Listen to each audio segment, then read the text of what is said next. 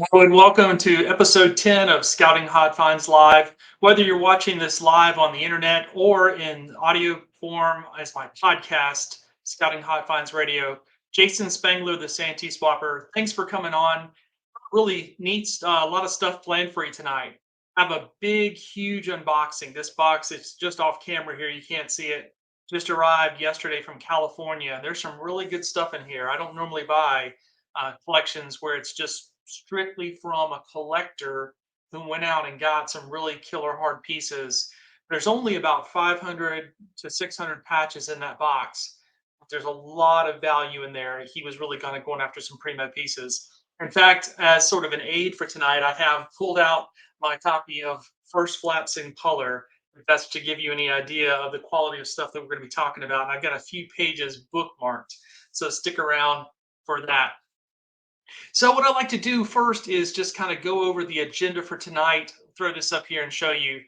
The big thing is going to be, of course, as I've already mentioned, this unboxing, but also have a really nice segment with Ryan Losonsky. This is the third of three different pieces I recorded with him at the Charlotte Traderie. And this one's really going to be the nuts and bolts of how to build a traveling scout museum, like literally the frames, the nuts and bolts of it. I think that'll be kind of fun. Before we get too far, though, I wanted to mention this link tree that I sometimes remember. I usually should try to throw out there, and that is my website, SanteeSwapper.com. This is what it looks like. This is a link tree. I'm sure many of you are familiar with this if you kind of pay attention to these things. But a link tree is essentially a one-page website, and what it does is it provides links to all of the different things that you have going on. And in this case, for me, I do have a lot going on. And so if you go here again, SanteeSwapper.com, for example, you can find a link there to sign up for my weekly Scouting Hot Finds newsletter. You can find links to my website, Scout Patch Collectors. You can subscribe to my podcast so that you can get it delivered to your phone, whether that be through Apple Podcasts like I do, or through Spotify or one of those. You can also find my Traderie calendar. I just recently updated a Traderie that someone sent to me. And then also Best Hobby Pages. That's the plastic archival grade envelope system, page system that I sell. That's exclusive to us. And then also my eBay store and just kind of everything I have going on, the Patreon group, my antique mall, my YouTube channel, got all kinds of stuff going on there. And so definitely, if you can, go to SanteeSwapper.com and you can kind of see all of those things. All right, for this um, unboxing, before we do that, I want to remember to show you that we are going to have a giveaway. The last couple of episodes that we've done have been kind of like live unboxings and different things like that. And I have not included a giveaway. Well, this time, getting back into the new year, I made sure to have a giveaway. So let me throw this up there and show you what the giveaway is. Now, just like what we've done in the past, at the end of the show, I will give you the link so that you can sign up for this. But this giveaway is going to be for a $25 gift card from Best Hobby Pages. And so many of you already are patrons of Best Hobby Pages and buy that to store your collectibles. So I'm going to give away a $25 Best Hobby Page gift card at the end of the show, and I'll show you how to sign up for that. It's free to enter your name into that drawing. All right, switch camera angles because I need a little bit more of a wide lens in order to, drum roll please, unbox this giant box that came from California. I literally just picked it up from my UPS store like 2 days ago and been ready to open. I really need to go into it. The guy and I have been going back and forth a lot. He really has not shared pictures with me. Instead, he's shared a spreadsheet with me. And he's in the process of moving and it just kind of needs to get this stuff sold. But again, as I mentioned, there's some really good stuff in here. So what I will try to do, because there's over 500 patches here, I don't think I'll be able to go through like every single patch, that kind of thing. But I do want to show you guys what's in here because there are some really killer pieces, one of which I'm going to be very excited to add to my collection. So if you'll pardon me, I'm just going to set this down. It's a little unruly, and then I'll cut into it and utilize a couple different tricks here to show you guys what all we've got.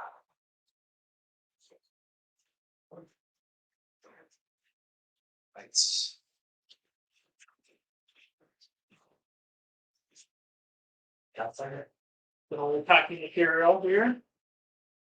Perfect.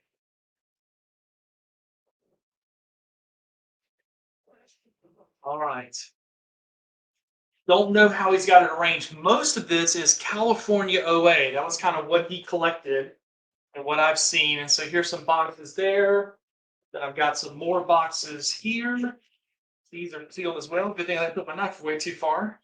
Let's get into that. Actually, what I might be able to do is just come across here, cut that. There's the good stuff. Start a pile here. This big old Amazon Prime box that he's taped back up. Got this open as well. So the deal that we struck is a little different than what I sometimes do.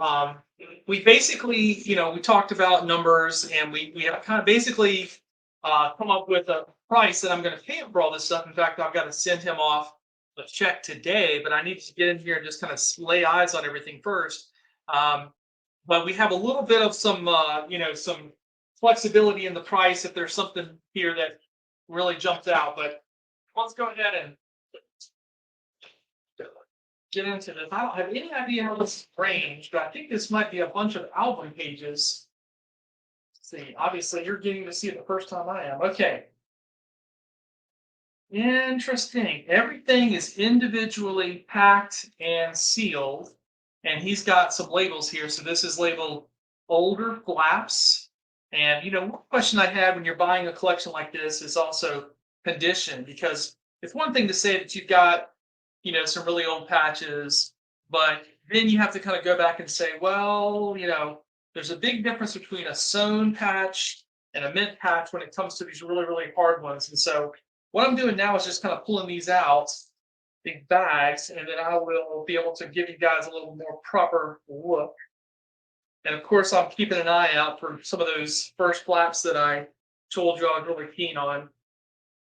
But I grew up as an Order the Arrow collector. That's primarily what I did for probably the first 20 plus years of my collecting in the hobby. And then I kind of, in more recent, like maybe the last 10 years, I've gone to collect lots and lots of other different topics in the hobby. So I'm making a little pile over here that you guys can't quite see off camera. As I mentioned, there's going to be over 500 pieces in this collection. So there's a lot of stuff going on. All right. A lot of really nice stuff. Again, I think almost everything I'm getting in this group is Order the Arrow stuff, which is just, right up my alley. You can sort of see, again, a lot of, there's one of those good ones. I had to kind of lay eyes on it. And there's another one. All right, got to put him over there. That's the one I really want to show you. It's exciting to see these flaps that I just, maybe as a younger collector, never thought I would have had a chance to get. So, all right, this is a bunch of neckerchiefs. I guess I'll set that up inside. And then that's neckerchiefs. Okay, those are both have the same neckerchief. So there you go. All right. All right. So here's one of the pieces that I wanted to show you guys. Let me get this other camera kind of set up and ready to go. So I've got, okay, so here's the first heavy hitter. Spin this around correctly. So this is a Miwok F1. And those of you who are maybe like me not that long ago, who weren't really paying attention to first flaps and all that, can just tell you a little bit more about this. I've got my handy dandy first flap book here. So a Miwok, there's Lodge 304, San Luis Obispo, California. And Miwok was the second name of this lodge. This lodge decided to change its name. And in 1959, they issued this flap. This was the totem of that lodge was a totem pole. So even though we don't have the name Miwok on the flap, we know that it's a Miwok because the totem pole design. And then also here, I'm looking right at the page from First Flaps. If you can pull that out. So here's the irony. The irony is I already have one of those. In the last couple of years, I have really gone after my first flap collection, and I purchased one of those not that long ago, probably in the last 12 months. And I also recently purchased one of these, which is its friend. So these two flaps are both from the same lodge. And OA collectors, this sometimes gets a little weird, but again, we go back to the first flap book, it kind of tells you what's going on. So originally, this was called Lodge 304, and these Indian names are always a trick. So I'm going to call it Cayucos, Cayucos, 1955. This is rated as a 9. So let me just kind of pull this out because I want to see what the condition is. Probably should do that on both of these. Sweet. So that is in mint condition, and then I'm really curious to see if this one is as well. And humdinger that is as well. Both of these, I can promise you, have not been doctored, have not been restored, because the guy who I got these from, he got these a long time ago before anybody was restoring patches. So both of these are mint condition examples of these flaps, and these are killers. So the rest of the stuff that I have here is tremendous, but these are kind of the pieces that are really, really the showstoppers for me.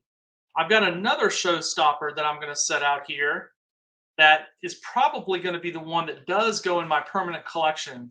And to me, this is just another kind of legendary flap, one that I never knew that I would probably get. And that is a Canalino S1, the first flap. So again, if I go back to the first flaps book and read from this, and there is a great ISCA article I'll have to dig out somewhere. Maybe it wasn't ISCA, maybe it was back when Bill Toppis and Jeff Morley were doing their newsletter. They published a thing about this. But this S1, they described this as the toughest number to get during the 1960s. This flap was restricted to 1 per life, brotherhood only. So an ordeal member of this lodge did not get a flap. You only got this flap when you became a brotherhood member, and you were only given one. And the rule was each airman signed on his scout oath that the flap would remain the property of the lodge and would not be sold, exchanged, bartered, or given or destroyed by any member. And then he says here, beginning in 1965, all of these were numbered. Well, again, this is a mint condition one. On the back, it's got the number 342. And so that was written on there by the lodge so they could keep track of who the flap was issued to. And I can tell you that this gentleman that I'm buying this collection from, he was issued that flap. He actually had earned his vigil honor in another lodge, and then his family moved into the territory, the council of this lodge. He became a member, and he was issued that flap, signed the letter and everything, but he never wore it. And so this is just kind of a legendary flap that I'm very excited to get, and that's the one I will keep. These two I already have in my collection. The two 304s I have, although probably the ones in my collection may not be that perfect. But this one he got, and what did he pay for it? I think he paid like $1. Woo boy! So let me put these back where they belong, because I don't want to. I don't want them to get lost, and I don't want to get any dirt or smudges on. Those are kind of the primo ones. So what he had was, and I'll just kind of show you here, because again, can't go through all 500 patches, but he had them bagged up by lodge. So he was collecting California lodges, so like Lodge 303 and Lodge 548.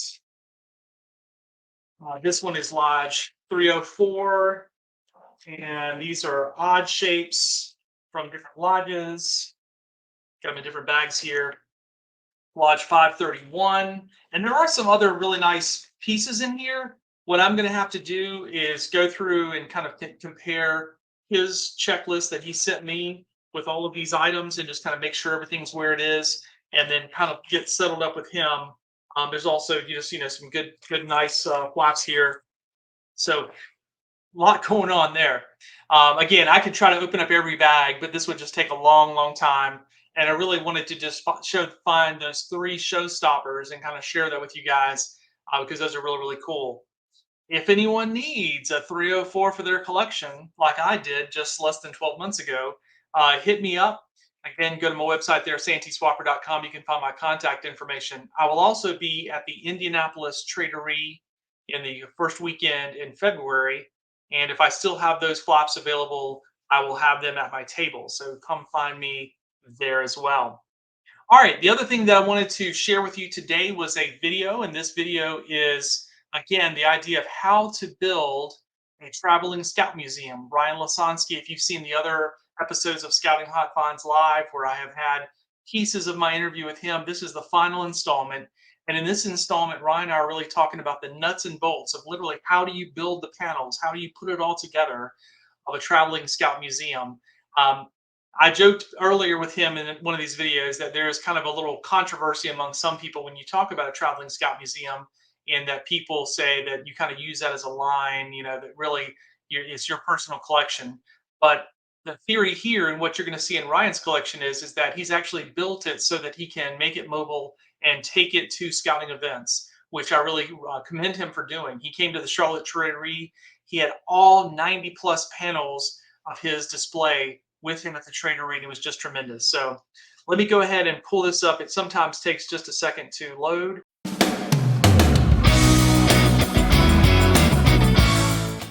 Hey, Jason Spangler here again with Ryan Losonsky. And Ryan, we wanted to kind of give people the recipe for how to do this, because when you and I were talking earlier, you said that you had watched a video that I made like back in 2014 or something about how to use these boxware frames and then building something to hold them in. So we wanted to kind of give people the idea of how do you do this. And also we'll see the evolution of your original idea and how that's then morphed into this idea you have now. So maybe start us off talking about that original version of this with the boxware. Sure. So the original version would be the boxware frames. I mean, it's the in this case it's the glass case.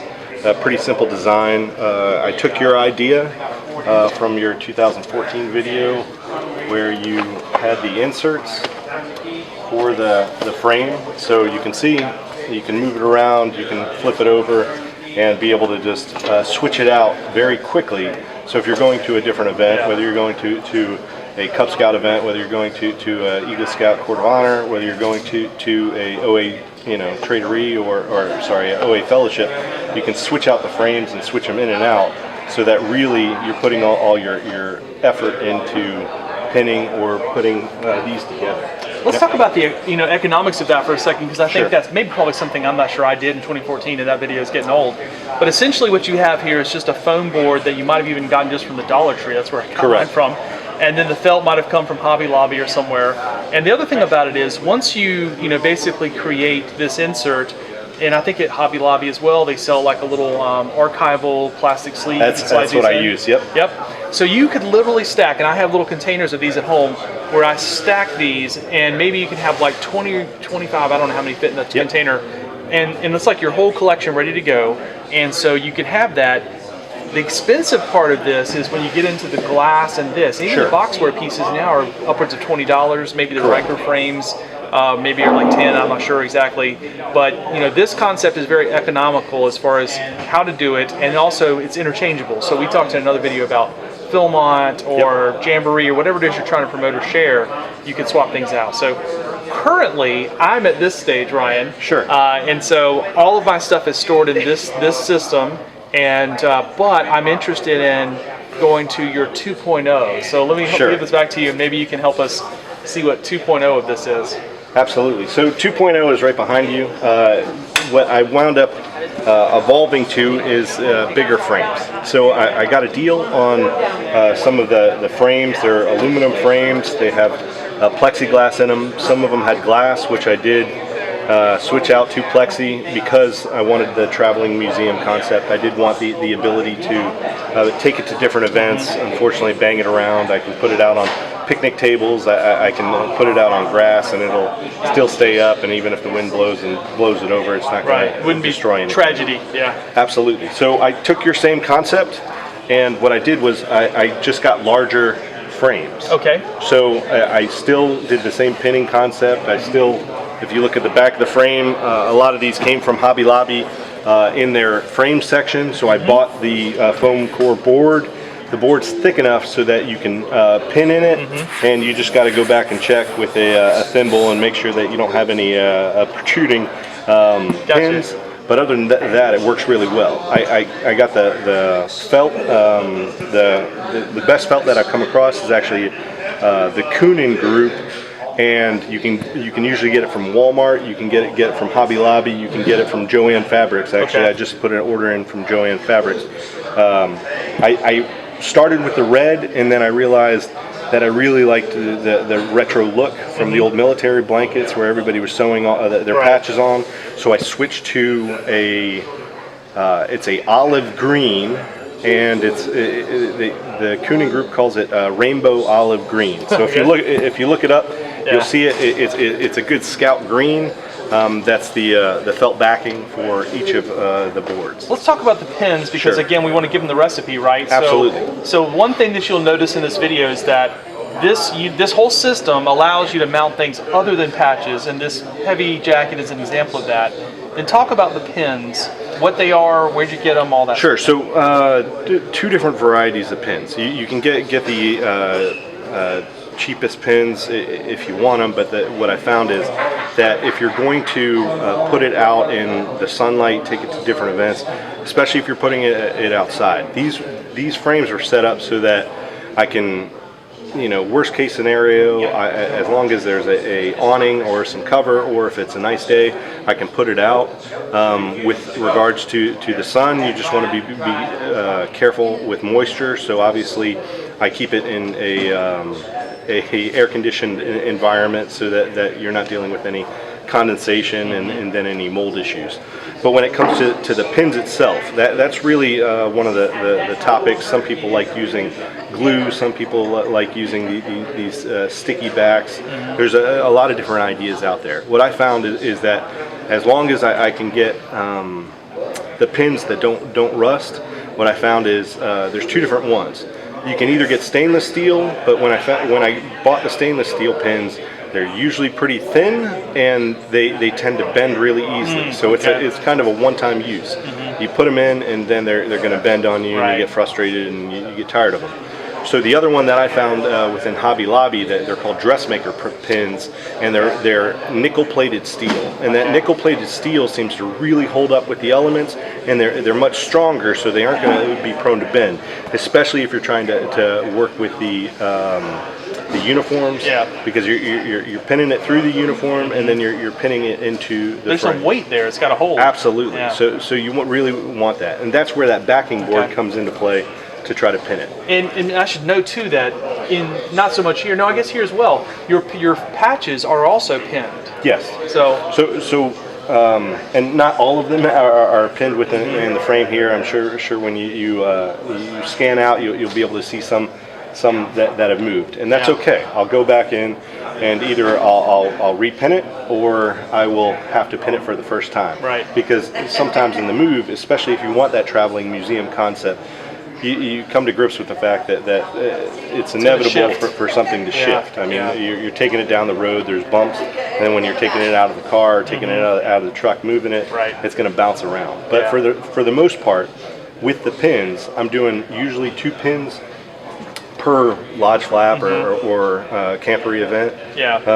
And then from there, I'm usually just doing it on the edges. So it's very minimal invasive into puncturing. It's a minimal stabbing of the patch. Correct. But you're kind of doing it from an angle on the side over here in the border anyways. Yep. And if you think about the construction of the patches, how the border is sort of sewn on at the end anyway. Absolutely.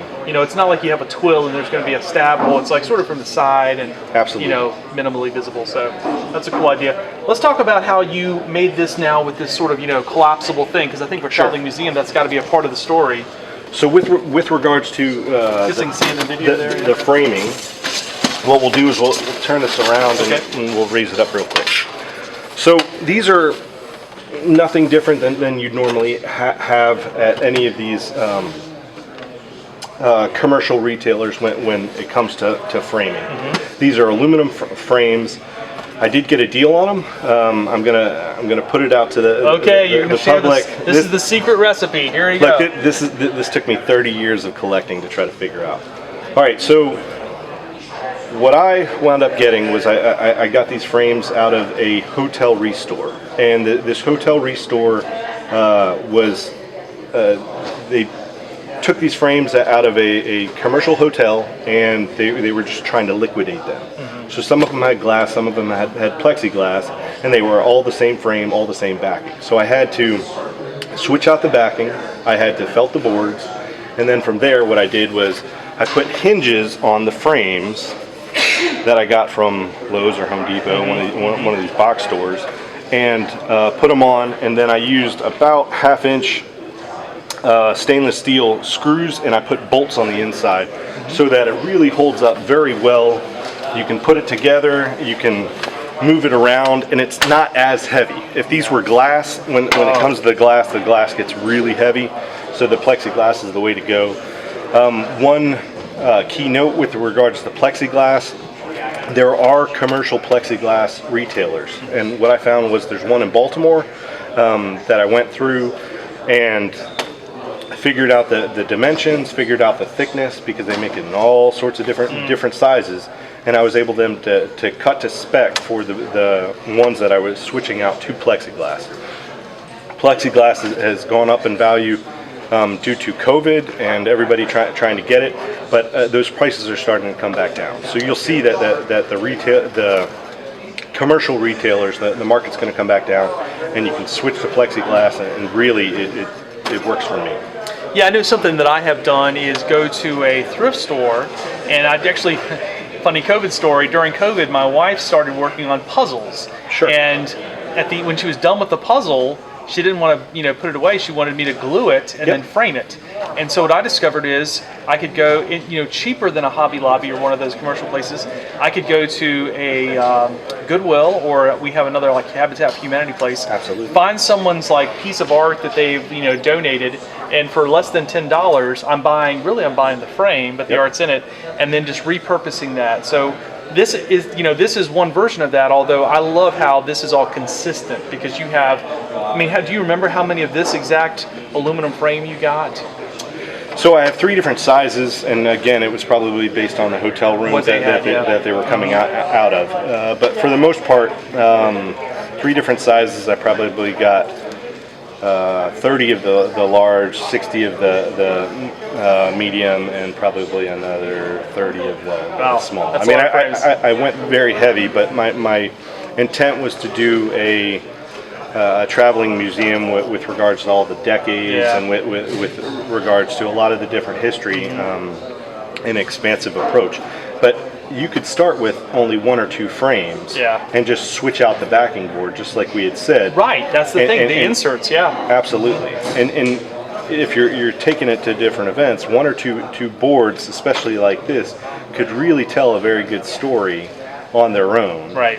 And all you do is you switch out the backing boards with your pinned pinned items. Yeah.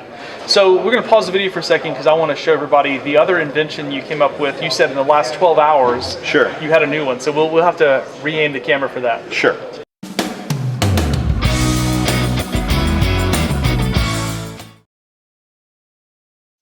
I hope you enjoyed that segment with Ryan Losonsky. Again, my goal is always to encourage people to display their memorabilia. I know even from my own experience, even here recently, I have discovered that really the number one way to encourage younger collectors and maybe older collectors who are new to the hobby to get interested is by sharing your scouting memorabilia, whether it be at a scout meeting or Order the Arrow conclave or big national event. That's the way to really pass this seed around and spread this hobby. So Ryan does that with his display. He had some really innovative ideas with going to a hotel liquidation store. Who knew that even existed? I thought you could just go to Restore Warehouse or Goodwill and look for some old frames. But essentially, what he was trying to do was to get frames that all matched. I've actually followed up on his idea and hunted up a couple of these stores. I've not actually made a visit yet to go look at them because I do have some frames that I've already invested in that I probably ought to go ahead and do something with rather than going out and buying something brand new. But I still think it's a really great idea. And hopefully, this video showing you kind of again the nuts and bolts of how we put the frames together and how he laid everything out. And then also using those pins. Some of you might have been a little aghast at the idea of sticking a stainless steel pin through the side of a uniform or a patch in order to get it to stay put. But that is always going to be a challenge whenever you're displaying stuff. You don't want to put a bunch of sticky glue and things like that on the back unless you have some system that works for you. I don't want to comment on glue dots or any other system people have. I'm happy for you if that's what you do. So if you stuck around this long, I definitely want to make sure that you put your name in for today's free giveaway. So again, just to throw that back up there, I'm giving away a $25 gift card to Best Hobby Pages. All you need to do to put your name in is go to this link, www.scoutpatchcollectors.com/prize. That link will put you into the King Sumo giveaway. Put your name and your email address in. This is open for 1 week. Today, this is January 18th, 2023. And so for 1 week, this giveaway is running live. And then usually what I do is on next week's episode, I will go into King Sumo and we will all see together who the winner is of that giveaway. So this will be kind of fun. Best Hobby Page is something that a brand that I own. I'm the guy who sells Best Hobby Pages, and so I'm kind of happy to share that as a gift in this format so that someone can go in and get some free product because who doesn't want free product? So all right. Well, I hope you enjoyed this episode of Scouting Hot Finds Live. Again, if you want to check out more about what I'm doing, just go to my website, scoutpatchcollectors.com. There you can find all the other episodes. Also on YouTube, I do have a playlist for Scouting Hot Finds Live. Being that this is episode 10, you can click on that playlist and go back and watch the other interviews with Ryan Losonsky or Tico Perez or Russell Smart or any of the other people that I have interviewed. Be happy for you to check those out.